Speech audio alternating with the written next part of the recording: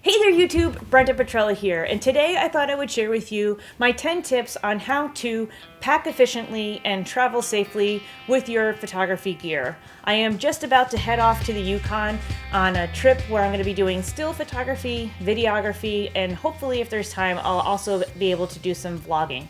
And so I've just spent the last several hours going through my gear, trying to prioritize what to bring and how to make sure that I would stay organized for the entire trip. And so I thought I would share with you my tips and tricks on how to do that and hopefully then save you time when you head out for your next photography trip.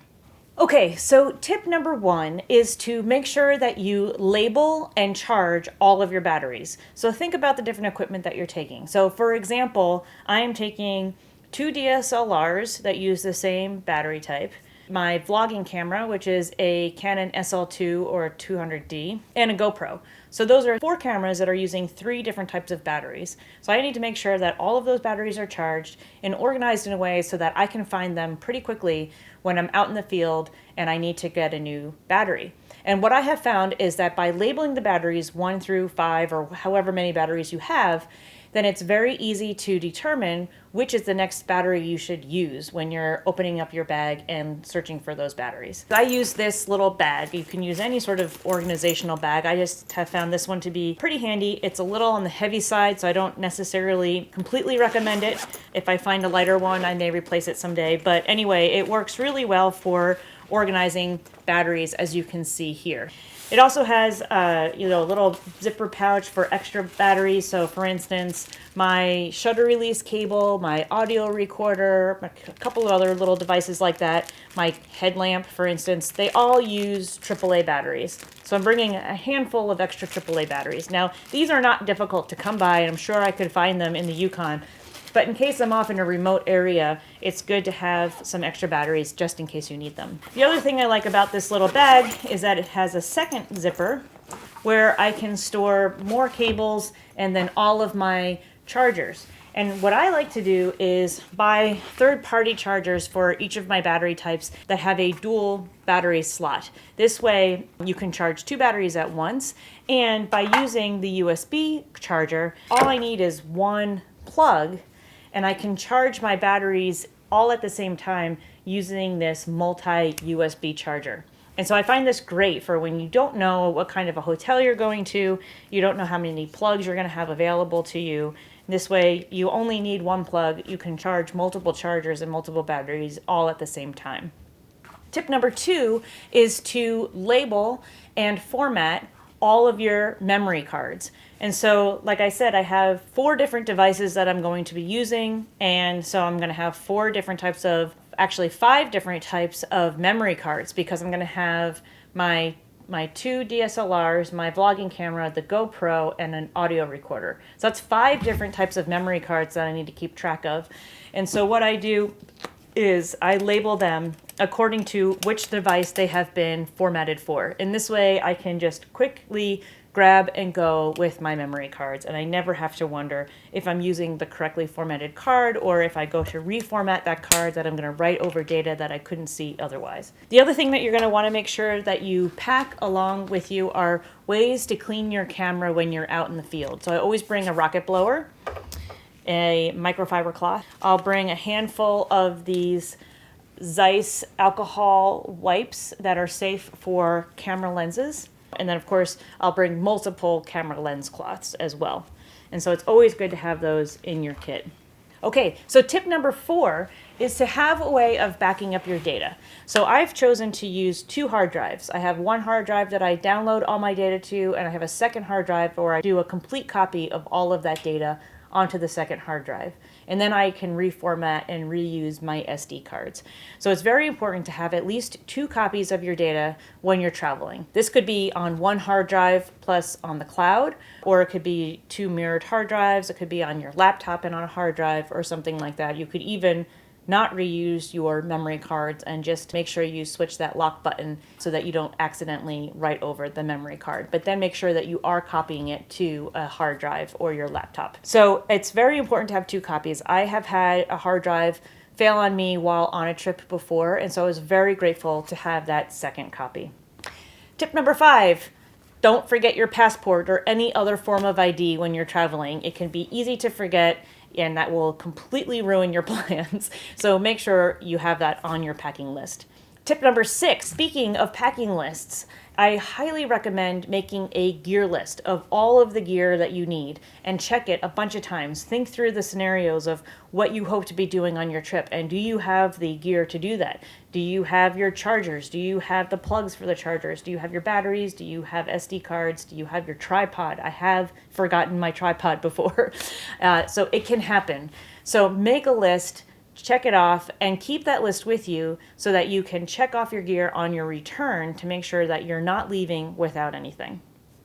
Tip number 7, if you are bringing along a laptop and a mobile device, make sure you are bringing the charging cords for that. I know that's very obvious, but it is a very easy thing to forget, especially if you have a charging station at home. You might not think to bring the cord. Tip number 8, build redundancy into your system. So think about where you're going, think about the content that you're hoping to create, and then think about what could go wrong, what can fail in my kit that I need to make sure I have redundancy for so I can keep working and keep getting those shots. So for instance, bringing extra batteries, extra memory cards is one way to build in redundancy. But there are a lot of other things that can go wrong while in the field. So for example, say your tripod quick release plate could break. It certainly could. You could lose it. The screw could stop working.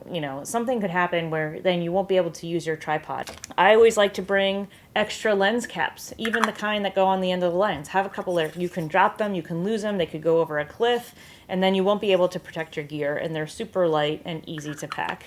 I like to bring this stuff called Sugru. Don't know if any of you guys know it.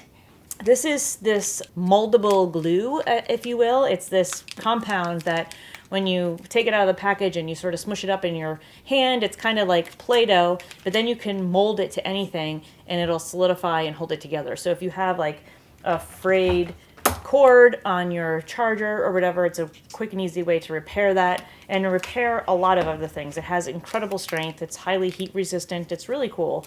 And also like very lightweight. So why not bring it? You might be able to fix some gear in the field if you need to.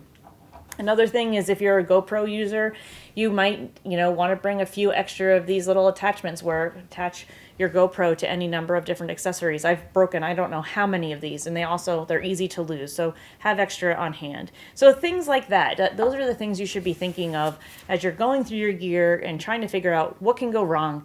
Try to build in redundancy into your system so that you can keep on shooting. Okay, another tip is to get camera insurance. You're potentially carrying thousands of dollars worth of equipment. And so it is a really good idea, especially if you're a professional photographer or trying to become a professional photographer, to insure your gear against theft or damage when you're traveling. Okay, last but not least, let's talk about how to pack efficiently. So I've got a lot of gear here, and I'm going to show you how I've gotten it into these 2 carry-on compatible bags. So make sure that you check the airline that you're using and you check their carry-on requirements, both for size and for weight. The one thing that you do not want to do not check your camera equipment. It is a highly risky thing to do. I have heard so many stories of photographers losing gear when they've checked their luggage or it gets damaged in some way. And I have had that happen to me before where I checked a lens that was just so big and heavy that I thought, if I pack it in enough clothes, maybe it'll be okay. And it was never quite right after that. Okay, so what I have here is the F-Stop Loca bag. It is one of their lightweight Mountain Series bags. And I can actually fit an incredible amount of gear in here. I'm really surprised. I'm using their large ICU to fit in my camera gear, and that doesn't leave a whole lot of room for anything else, but I am able to fit 2 DSLR camera bodies, plus my crop sensor Canon with lens attached, a couple of different lens options, like my 24-70, I've got my 50-500 Sigma lens for doing wildlife photography, I have a teleconverter and an extra Canon lens. So in this top section of the bag, I can fit in my battery bag. My batteries and chargers and all of that stuff can just fit in here nice and neatly. Okay, and then in the top part of the bag, I'm going to put my filter set. So I have here a couple of polarizers for my lenses and a 3-stop ND filter as well as a 6-stop ND filter. I actually just invested in the Breakthrough Photography filter sets. They're magnetic holders, and I will do a full review on that when I get back from the Yukon. And so I'm bringing just a handful of filters from Breakthrough Photography on this trip to try them out. So that can go safely in the top of that pack. So altogether, this backpack is about 22 pounds, which is the cutoff for Air Canada, and that's where I'm going. Dimensions of this pack meet their size requirements as well. For items like the accessories, the cleaning things, the extra tripod plate, so anything that's non-essential will go into my checked luggage. Okay, this is the Peak Design 13-inch messenger bag, and this is a new bag for me. I've not used it before, but I'm very excited about it. It does come with these inserts that you can fold up in all kinds of ways to organize your gear on the inside. For the traveling part of this, I'm just bringing them so that I can set them up once I'm on location. And for now, I'm just keeping the bag open. This will be my personal item on the plane. I have this little Mindshift bag that I'm using for various microphones, connectors, my little audio recorder, and whatnot, just like random things like that. And I will also include my SD cards in here. This fits nicely and neatly into the messenger bag. I will also put in here my backup hard drives, my computer charger because I plan to do work on the airplane. I'm also bringing headphones because I plan to do some video editing on the plane. I can also fit my laptop in here, which I really like. And that's it. If you like this video, please give me a thumbs up. If you haven't yet subscribed, please consider doing so. Check me out over on Instagram and say hello, and I'll see you guys in the next video. Thanks a lot.